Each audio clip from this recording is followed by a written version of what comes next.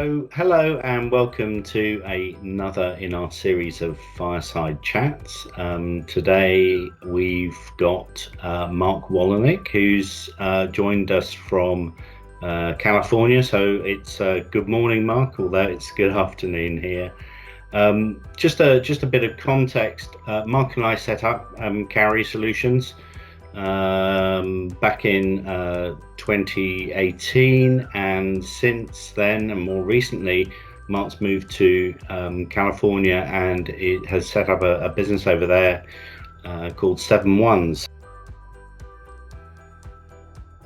Perhaps we could kick off and with that introduction kind of tell us what you're up to at the moment. Great, thanks for the introduction, Nigel. As you mentioned, I'm in California. I'm trying to survive like everyone else. Looking forward to to the future. Focusing here professionally on Dynamics, which includes the Power Platform and the CDS database, and primarily focusing on CRM solutions these days. You've introduced me to a new tagline recently that when it comes to CRM, your approach is about interactions rather than transactions. What exactly do you mean by that? Right. Well, it's not a new tagline, but it's born from experience with ERP and accounting systems, and to some degree blockchain systems that I've worked with in the past. Taken at its core, ERP is a transactional system, and while CRM can be transactional, it's inherent to the organization and customer about managing interactions with existing past and future customers. So for me, there's a passion involved in that with regards to the idea of what an interaction is versus a transaction. And interactions extend out through a CRM system through what we call channels. So channels consist of various ways of getting to your customers, like email, social, all of the marketing avenues. So it isn't really groundbreaking from that perspective, but the big takeaway here is our approach to it. Most companies look to CRM for this type of data, but are less focused on the how and why. So our holistic approach is to try and put meaning and to a large degree weight into the interactions versus simply just massive transactions, for example, bulk emails, put us in a unique position to offer a true value proposition for our customers.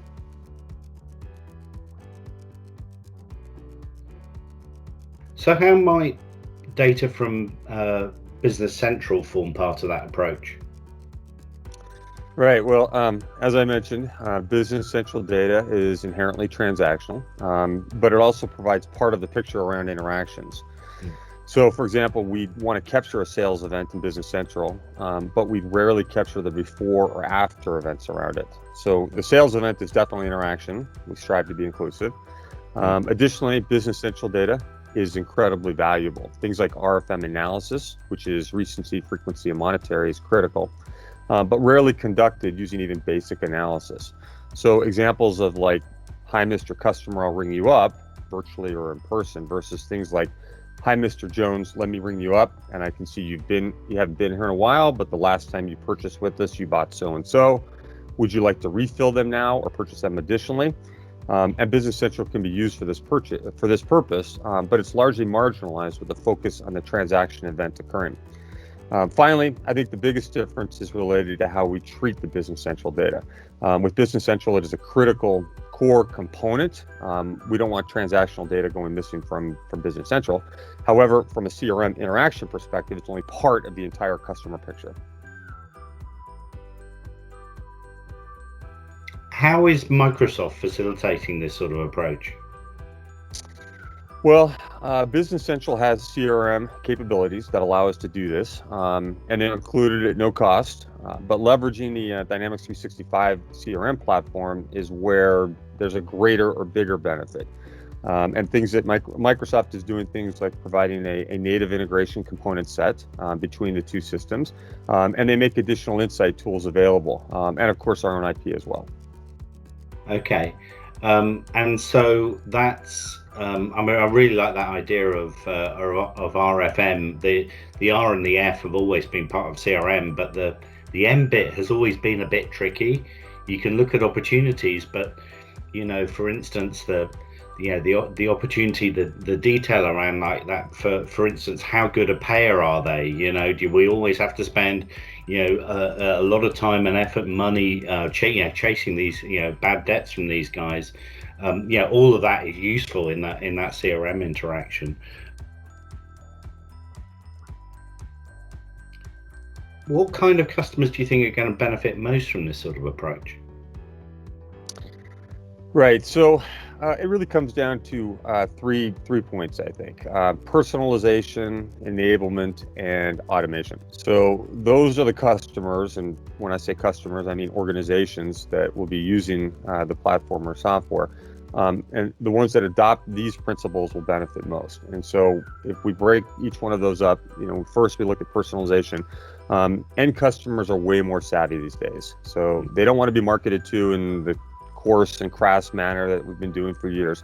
So organizations that want to better personalize their interactions will see better results. Secondly, enablement. So organizations that want to better enable their sellers, which with rich and meaningful data about the buyer's persona, will have an edge against their competition.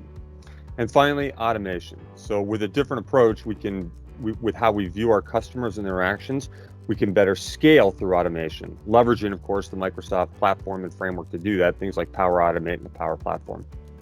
So could you foresee a time when it's just so obvious that a customer, when they're considering Dynamics CRM, they should be considering Dynamics Business Central as well?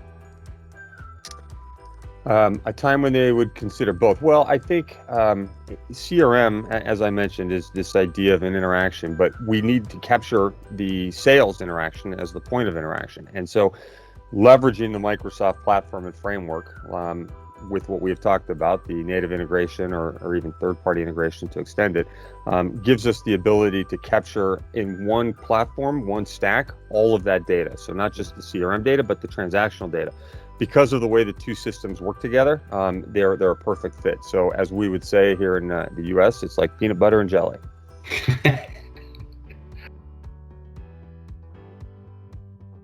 And so when you look at this landscape, what predictions, we're right at the beginning of 2021 here, what predictions do you have for this year in this area? Well, we're 13 days into the year, and it's certainly in the U.S. unlike anything we've seen. But from a Microsoft or from a platform standpoint, where to start? I think social enablement is a big one. I think getting somebody to give you a like when you're a product or a service company is a big ask. You have to be really special to do that. But that's our goal, and I think it can and should be other organizations as well. Mm-hmm. So you see social as being a really big part of this. I think we're seeing the same thing here too, definitely.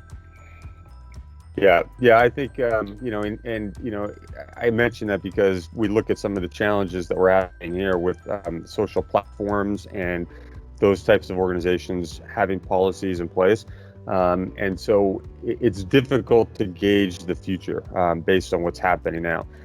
But I think that there's nothing like the social influence. I will buy a product based on a recommendation from a colleague or a friend 10 times quicker than I will over just a basic ad coming up. Yeah. Okay. So that's provided us with quite a lot of food for thought there, and I think it's the benefit of bringing together that transactional data and using that in the interactions. I think is the really exciting bit. It used to be it's been possible for years and years, but it was just always very expensive to do, very expensive to bring together. And I think that from the discussions we've had, now this sort of technology, this sort of approach has kind of found its time. Right, and that's a good point. I didn't mention cost, but other than simply saying that we have this native integration, and that's a free integration. So when you take a look at these products and you put them together, in the past we would always be having to describe, complex, expensive integrations.